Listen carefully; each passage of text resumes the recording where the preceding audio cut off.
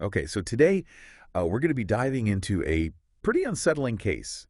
The story of Peter Dupass, Hmm. one of Australia's most notorious serial killers. Yeah, And we're going to try to understand how this guy, this seemingly ordinary guy, right. became a monster, really leaving this trail of fear and just heartbreak across the country. It's a tough one. Yeah, Really is. and for this deep dive, we've got court transcripts, we've got police reports, Oh, wow. and even a firsthand account from a woman who got a chilling phone call from Dupass himself. That's incredible. Yeah, so What's fascinating about this case is that it raises so many questions about the criminal justice system. mhm. Did it fail to stop him? And if so, how? So Yeah. we're going to really examine the man, his crimes, and any potential missed opportunities to intervene. Yeah, it feels like we're about to sort of unravel this complex psychological puzzle. Yeah. Where do we even begin?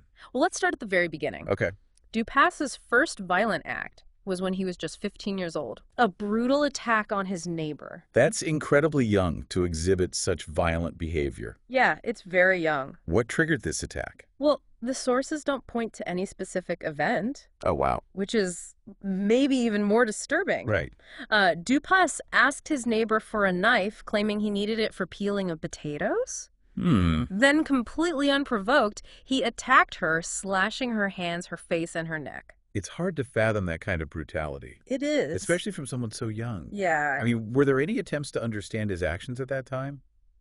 Well, the court at the time attributed the attack to an emotional conflict and unconscious urges, Hmm. which, looking back, seem like incredibly vague explanations. Yeah, for sure. He was put on probation and ordered to undergo psychiatric treatment. So even then, there were signs that something was deeply wrong. Oh, absolutely. Did these early assessments offer any insights into his potential for future violence? They did, and this is where it gets really interesting. The psychological reports from that time actually labeled him a potential danger to society. Wow. There was a clear recognition, even back then, Right. that he posed a risk. That he was still released back into the community. He was. Okay, so And this sets a pattern that unfortunately repeats itself throughout Dumas's life. Yeah. Imprisonment, apparent rehabilitation release, and then tragically, reoffense. a truly disturbing and frustrating cycle. Yeah. What happened after this initial release? Well, there's a period of relative quiet for a few years. Okay. Then in the early 70s, we see a clear escalation in his criminal behavior. Mm-hmm. It starts with reports of peeping Tom incidents, Mm-hmm. followed by a series of home invasions and rapes. Okay. And what's chilling is that he used the same tactic each time, Mhm. pretending that his car had broken down and asking women for a screwdriver. That's a terrifying level of premeditation. It is. Using deception to gain access to his victims. Absolutely. Did these crimes finally land him behind bars for good? Unfortunately, no. He did serve time, but in 1979 he was released on parole, despite parole officers expressing concerns that he remained a threat. So the cycle repeats itself. Unfortunately, it does. What happened after this release? Just 4 days after being released, Oh my gosh. he committed a brutal assault on a young woman on a beach. Jeez. It's almost as if he was proving the parole board's fears, right? Go He on. was sentenced to 12 years for this crime, Okay. but again, Oh no. he was granted early release. It's unbelievable that he was released not once, but twice, I know. despite these escalating acts of violence. Yeah.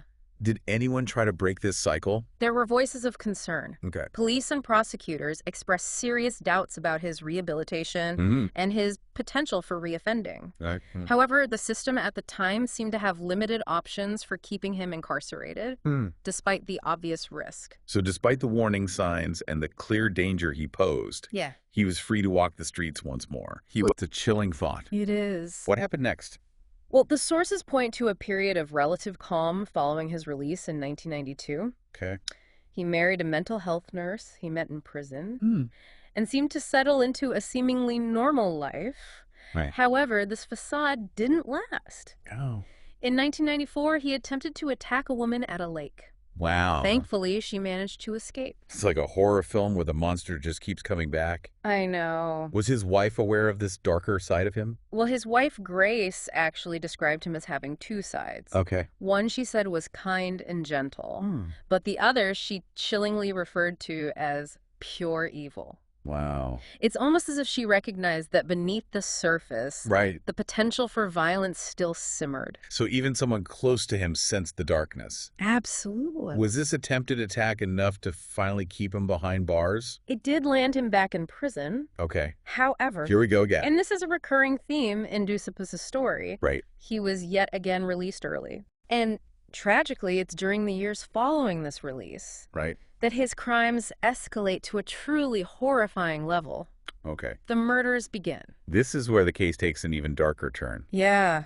Tell me about these murders. Well, Dupass was eventually convicted of murdering 3 women, Okay. Margaret Marr, Marcina Halvagis, and Nicole Patterson. Right. What's particularly disturbing is the level of brutality involved in each of these crimes. And there's a chilling detail that links these seemingly random victims. Oh, okay. Each of them had their breasts removed post-mortem. This is a deeply disturbing detail. It is. It suggests a level of sadism that's hard to comprehend. Yeah. Can you tell me more about these women and the circumstances of their murders? Sure. Let's start with Margaret Marr. She was 40 years old when she was found murdered in 1997. Okay. She had been stabbed multiple times and left on a deserted road. Hmm. And as we discussed, one of her breasts had been removed.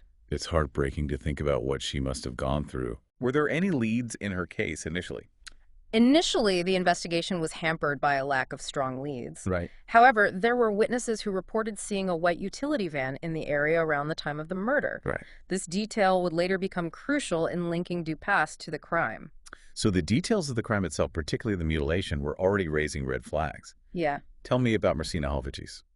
Marcina's case is particularly chilling because she was stalked by Dupass in broad daylight at Faulkner Cemetery in the weeks leading up to her murder. Wow.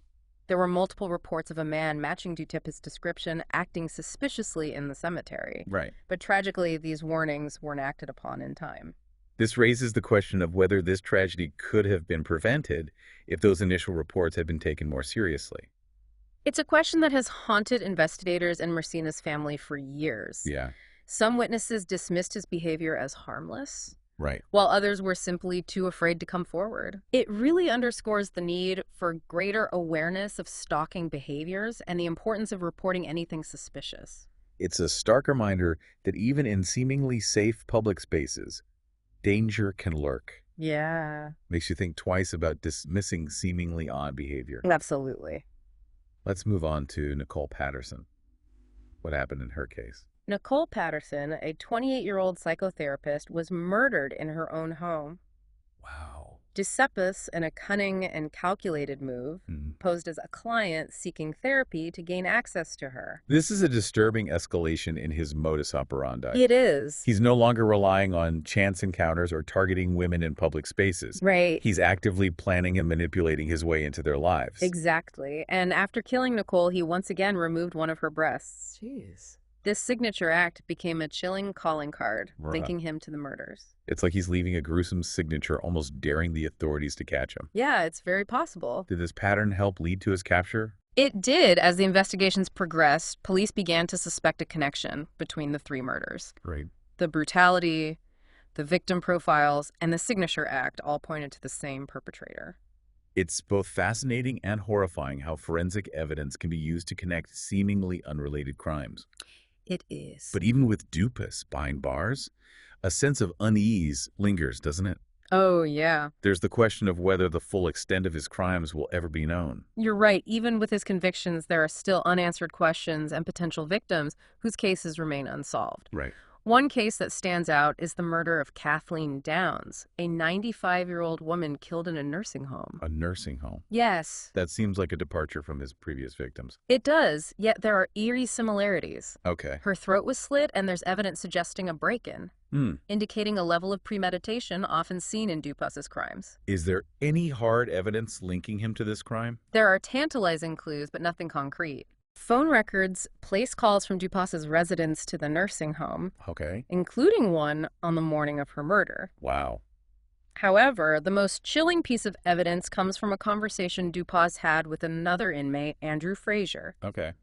He said, "I reckon I'm going to end up wearing the old Shield IDS too." DS Kathleen Downs. Yeah. He's practically taunting the authorities. It's a chilling insight into his mindset. Yeah. These cryptic comments could be seen as a way of extending his control even from behind bars. Right. feeding his need to feel powerful and in control. It's like he gets some perverse satisfaction from knowing he committed these crimes, even if he's never officially charged. That's very possible. Are there other potential victims? 2 other names surface repeatedly in the sources: Okay. Helen McMahon and Renita Brunton. Okay. Helen McMahon was found murdered on a beach just weeks before Dupass's attack on Hank Gadsden, Right. the assault that landed him back in prison in 1985. That's okay. Both attacks occurred in seaside towns on the Mornington Peninsula, and it was later revealed that Dupass was on pre-release from prison when Helen was killed. So geographically and chronologically, he had the opportunity. He did. Did he ever confess to this crime? He's always denied any involvement, Okay. but his history and the timing make it difficult to dismiss him as a suspect. Right. The fact that he was already out on pre-release while committing violent crimes Yeah, adds another layer of frustration to this whole case. it does. Yeah. What about Renita Brunton? What makes her case stand out? Renita Brunton was brutally stabbed over 100 times in her own clothing store. Oh my gosh. The sheer number of stab wounds is horrifying. Yeah. What's particularly disturbing is that many of the wounds were concentrated around her chest, a pattern we've seen before in Dupass crimes. Another potential link to Dupass. Yeah, it seems like it. Was there anything else about her case that raised suspicions? Renita had been providing informal counseling to people. She told friends she was scheduled to meet with a man with a violent sexual history on the day of her murder. That's a chilling detail. Do we know if that man was Dupass? The sources don't confirm that. Okay. But they do highlight that Dupass lived relatively close to Renita at the time. Okay. Like in other cases, he's been evasive and unhelpful when questioned about her death. Right. He's even said, "They will never get me for that." Wow. It begs the question, if he's not responsible, why not cooperate fully with the investigation? It's almost as if he relishes the speculation, the fear associated with his name. Yeah, it seems that way. It's like he's playing a game with the authorities, but why? Why commit these heinous acts? Right. What was his motive? That's the million-dollar question. Yeah. Despite years of psychiatric evaluations, experts haven't been able to pinpoint a single definitive motive. Right. It's likely a complex combination of factors. So unlike those early assessments that attributed his actions to emotional conflict and unconscious urges, Yeah. we're looking at something far more intricate. Absolutely. What are some of the theories about his motives? Some experts believe his childhood, which he described as unhappy and filled with feelings of inadequacy, might have played a role. Okay. Others point to possible insecurities stemming from his physical appearance, particularly his weight. There are also theories that he mutilated his victims because of his own insecurities, Okay. possibly rooted in a deep-seated resentment towards women. So it's possible he targeted women as a way to exert control and dominance, Yeah. to compensate for these perceived personal shortcomings. That's one possible interpretation. Right. One forensic psychologist even suggested that Dupass might have found the act of assault itself disappointing, Wow. leading him to seek out increasingly violent and depraved methods to satisfy his urges. The horrifying thought that the violence itself wasn't enough. It really is. We're left with a picture of a deeply disturbed individual driven by a complex interplay of psychological factors. Yeah. The perfect storm of rage, insecurity, and a desire for control. Yeah. That ultimately led him down this dark path. Absolutely. But we can't ignore the role the system played in this. We can't. Do you believe Dupass could have been stopped sooner? That's the question that continues to haunt investigators and legal experts. Right. There were so many missed opportunities, so many warning signs that were ignored or downplayed. Yeah. Those early psychological assessments that labeled him a danger to society should have been a major red flag. Yeah, for sure. Yeah. And the repeated releases from prison, despite concerns about his potential for reoffending, are particularly troubling. They are. It almost feels like the system was more focused on rehabilitation than on protecting potential victims. That's a valid point. Right. And it highlights a fundamental dilemma within the criminal justice system. Okay. How to balance the rights of the offender with the safety of the community. Right. It's a delicate balancing act that, in Dupass's case, seems to have tipped tragically in the wrong direction. His case has sparked debate about sentencing guidelines for violent offenders and those deemed high risk. Were there specific failures each time he was released, or were the systems themselves flawed? Each release had its own set of circumstances and contributing factors. Okay. For example, in his 1979 parole, despite concerns from parole officers, he was deemed to have made sufficient progress in therapy. Hmm. This raises questions about the adequacy of the therapy programs and the risk assessment tools used at the time. So it wasn't just one major failure, but a series of misjudgments and systemic shortcomings Yeah. that ultimately contributed to his continued freedom. Exactly, and understanding these failures is crucial in preventing similar tragedies in the future. Right. We need more robust risk assessment tools, Mm. more effective rehabilitation programs, and a system that prioritizes public safety without compromising due process. It's a complex issue with no easy answers. It is. It's easy to get caught up in the darkness of this case. Yeah, But it's important to remember that cases like this, while horrifying, are incredibly rare. absolutely. The vast majority of people are capable of empathy, compassion, and respect for others. However, it's vital to learn from these rare cases to improve our systems and safeguard our communities. Before we wrap up, I want to shift our focus to the victims and their families. Okay. We've discussed the crimes in detail, but we haven't fully explored the impact of their loss on those left behind. That's an important point. The ripple effects of Dupass's crimes are immense. Right. The families of his victims have endured unimaginable pain and suffering. Yeah. Their lives have been irrevocably altered, and their grief is compounded by the knowledge that their loved ones' deaths could have potentially been prevented. Let's delve into that aspect of the case now. Yeah, it's really hard to fathom the depth of their pain, you know. Their lives were forever changed by Dupass's actions. Yeah. What can you tell us about the impact on the families? Well, the sources, especially the court transcripts and interviews with family members, they paint a heartbreaking picture, you know? The Yeah. grief, the anger, the sense of injustice, it's all there. Take Margaret Marr's family, for example. They had to wait 7 agonizing years for her killer to be brought to justice. 7 years is an incredibly long time to live with such uncertainty and anguish. It is, and during that time, you know, they had to endure the pain of not knowing who was responsible, the constant fear that the killer might strike again, Yeah? and the frustration of a seemingly stalled investigation. It speaks volumes about their resilience and determination, that they never gave up hope, Right. that they kept pushing for answers and for justice. Absolutely. Their unwavering commitment is a testament to their love for Margaret and the refusal to let her be forgotten. Right, And it's not just Margaret's family. right. The families of all of Dupass's victims have shown incredible strength in the face of unimaginable tragedy. Their stories are a powerful reminder that even in the darkest of times, the human spirit can find a way to endure. Yeah. Their perseverance also highlights the importance of victim advocacy groups, the support systems that help families navigate the complexities of the legal system and cope with the emotional turmoil of such a loss. That's a crucial point. These groups provide a lifeline for families, Yeah. offering emotional support, legal guidance, and a sense of community during a time when they feel incredibly isolated and vulnerable. We've talked a lot about the failures of the system, but let's acknowledge the tireless efforts of those who worked to bring Dupass to justice. Yeah. The investigators, forensic experts, prosecutors, they all played a crucial role in uncovering the truth. Absolutely. The sources highlight the dedication of these individuals. They pursued every lead, meticulously examined every piece of evidence, and never gave up hope, even when the case seemed impossible to solve. Yeah. Their commitment to justice is truly commendable. It was a race against time, wasn't it? It was. Each time Dupass was released, he posed a threat to more potential victims. Right. Their work ultimately helped to stop him from harming anyone else. You're right. Their dedication potentially saved lives. And their work serves as a reminder of the importance of continuous improvement within the criminal justice system. Yeah. We need to learn from these cases, identify areas where the system failed, and implement changes to prevent future tragedies. So as we reach the end of this deep dive, what are the key takeaways? What can we learn from the darkness of this case? I think there are several crucial lessons. Okay. First, evil can wear many masks. Right. Dupass seemed like an ordinary man, but beneath the surface lurked a dangerous predator. Yeah. We need to be aware of the subtle red flags, the seemingly insignificant behaviors that might indicate a potential threat.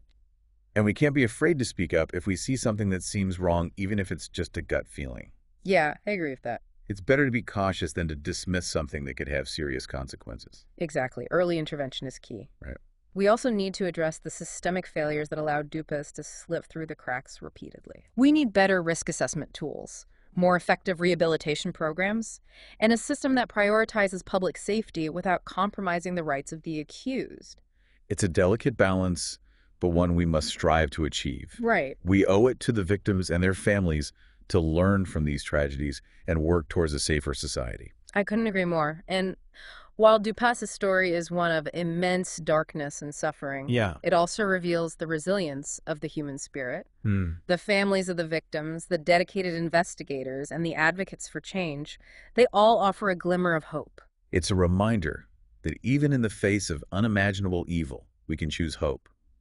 We can choose to fight for justice, Absolutely. to support those who have been harmed, and to work towards a world where such tragedies are less likely to occur. I agree. That's a powerful message to end on. It is. To our listeners, as you go about your day, remember the lessons we've learned from this deep dive. Yeah. Be aware, be vigilant, and never underestimate the power of empathy and compassion. And never forget the victims, their families, and the tireless efforts of those who fight for justice. Their stories matter. Thank you for joining us on this unsettling but ultimately illuminating journey. Until next time, stay curious, stay informed, and stay safe.